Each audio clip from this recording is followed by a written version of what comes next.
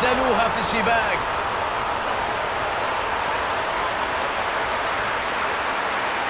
كرة لا يمكن أن تضيع.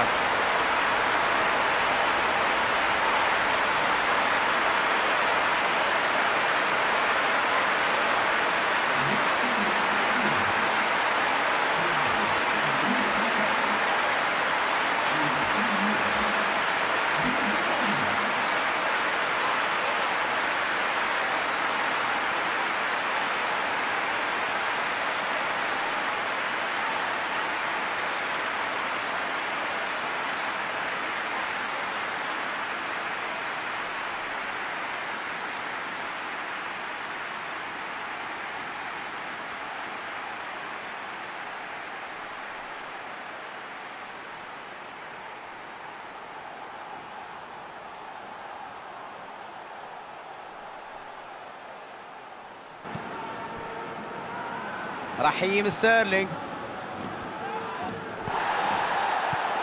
مودريتش يمر ويلعب كرة بينية، تحرك يسدد بنزيما، الكرة في المرمى، جول.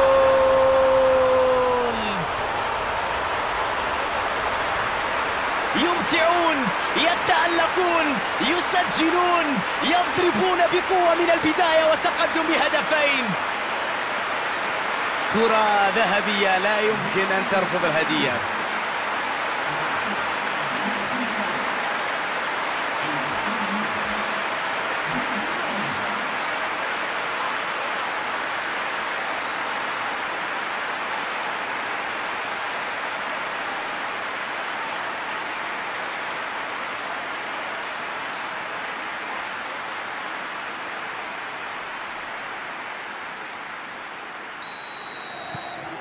النتيجة الآن هي هدفان مقابل لا شيء.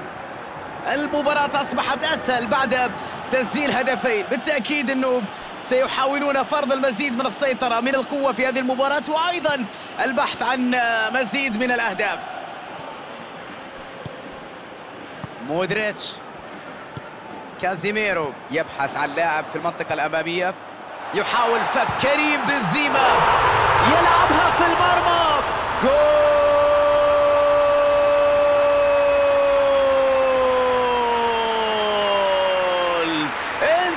كل شيء بهذا الهدف. مباراة انتهت تقريبا في هذه اللحظة. ايش من كرة، من تألق، من أداء كبير، من ثنائية في ظرف دقيقتين. هذه هي النتيجة لمثل هذه الكرات.